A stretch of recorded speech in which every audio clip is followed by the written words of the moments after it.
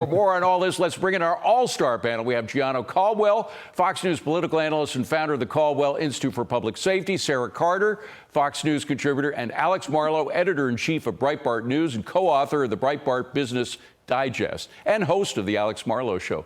Good to see you all. Thanks for being here. Sara, first of all, that poor security guard. Actually, he held his ground very well. He didn't look like a beefy guy, but he knew how to keep them at bay. But the bottom line is this, Sara. We are spending such an enormous amount of money. The Department of Education taking over the role of a lot of school boards and designing their own curricula and doing their own work. I actually worked as a junior high school teacher in Gianno's former town Gianno's town of Chicago. I was in Cabrini Green. I'm sure you've heard of that, Gianno. It was a very tough area. Tough streets. Tough streets. The parents were dying for good education, and they weren't getting it, and we were being forced to use stuff from the DO Ed that was bad material, bad educational material. They bribed the school board into accepting it, and they did, and it wasn't working. That's the problem. We have, by the way, test scores for all this money that we're spending are going down. We just heard last week, and it's not just a pandemic.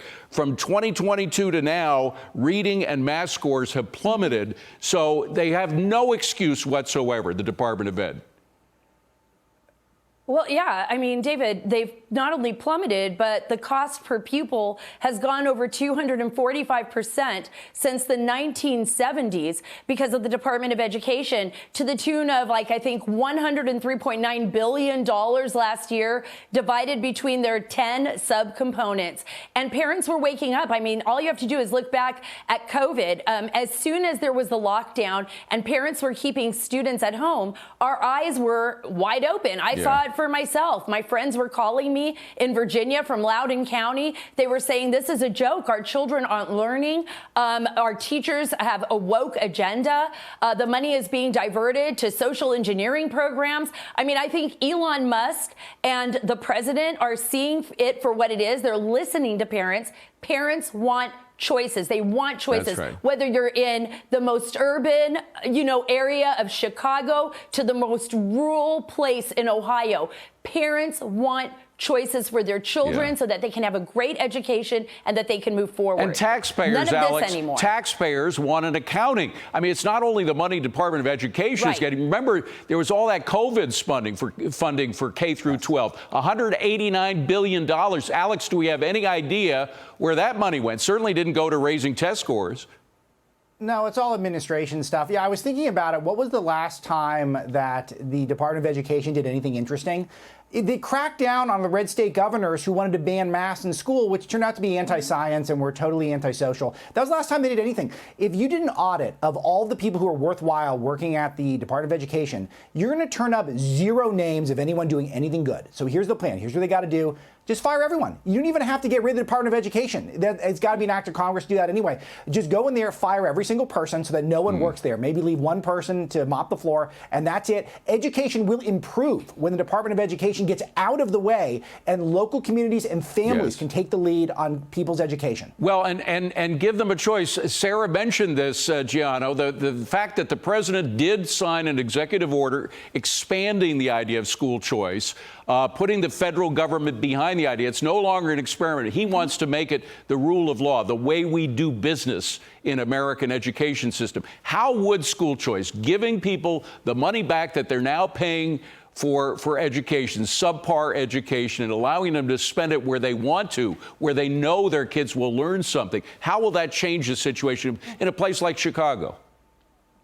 Well, to be honest with you, and we think about places like Illinois where Chicago is in, we've seen multiple failing schools where the children don't know how to read or write at their grade level, and that's all of them in a particular school. Multiple schools are like that. School choice would highly benefit Chicagoans, and it doesn't matter if you're African American, Hispanic, white, Asian, whatever the case may be. This is specialized education. We know that the school unions have been protecting bad teachers for many years. We see that these bad teachers who can give a care about students and those that are struggling, we see them regularly disappoint parents. And when you look at these test scores, so school choice would be a phenomenal idea for the federal government to really get involved. But we also know that in many of these blue states and cities, attempt at every turn to block school choice and giving parents the opportunity to bring their children into schools that will actually care about their education. Gianno, I just want to stick with you for a second, because Chicago is also in the news because the new AG, the new Attorney General, Pam Bondi, has announced she's suing Chicago and other sanctuary cities for standing in the way of ICE's attempts to get the really bad guys that are out in the streets. How much are the people of Chicago, you think, supporting what the president is doing, supporting the new AG on this? You know, Pamela Bondi, Attorney General Pamela Bondi, has been on our board, the Caldwell Institute for Public Safety. Now she's the Attorney General, and I was with her when the votes came in confirming her, and I was also with her when she signed those executive orders going after funding of many of these sanctuary cities, etc. Pam Bondi is getting a lot of support in Chicago. We saw with the numbers from President Trump. He did massively much more well than he did in 2016, and he won even Chicago precincts, multiple, and one including the Cook County precinct where pre-detained inmates can actually vote. People all over the country know that we've been in a failing situation, whether it be the economy, whether it be inflation, whether it be crime. The country knows that we need change. And now we have a team in office that are competent, have integrity, and will believe in law and order and do what they say that they would do. So I'm excited to see Pam Bondi in this new role. And I believe that the country is going to change for the benefit because of it. Well, Alex, the point is that right now these sanctuary cities are actually not only blocking ICE's attempts to get these people, but they're giving advance warning to some of the worst Tren de Aragua folks in Aurora, Colorado. Tom Homan spoke to what they're doing. I just want to play that and get your reaction. Roll it. This isn't a game. When the operations get leaked like that, it puts our officers at great risk. It's already a dangerous job. We know TDA is dangerous. Everybody can agree to that. But when they get a heads up we're coming, it's only a matter of time before our officers are ambushed. And their job's dangerous enough. So we're going to address this very seriously. Is Tom Homan on to something? Will he be able to stop these sanctuary city snitches? Yeah, I don't know, but what I do know is that they're sending very clear messages that law and order is back in this country. The Biden administration had a war on law and order. They were completely against it. And that's what Bondi's doing. I don't even know how powerful she is to be able to cut funding. Hopefully she gets it done. Jeff Sessions tried it, didn't work out. But what Homan is doing with his messaging, what Bondi is doing is suggesting that if you're a lawbreaker in this country, we're not going to tolerate it. Those days are over. We are now a society of law and order. And if you get in the way of that, then there's going to be hell to pay. Whatever levers of power we can pull, we're going to pull them. Sarah, finally, on an up note, the Super Bowl game on Sunday, the first sitting president to ever attend a Super Bowl game is Donald Trump. There seems to be something different with Trump 2 than there was with Trump 1. He is more playful. He is more endearing. You saw that incredible scene yesterday when he was signing the executive orders preventing boys from going into girls' locker rooms, where he was surrounded by all these kids. He brought them over. He knew how to produce the moment, right?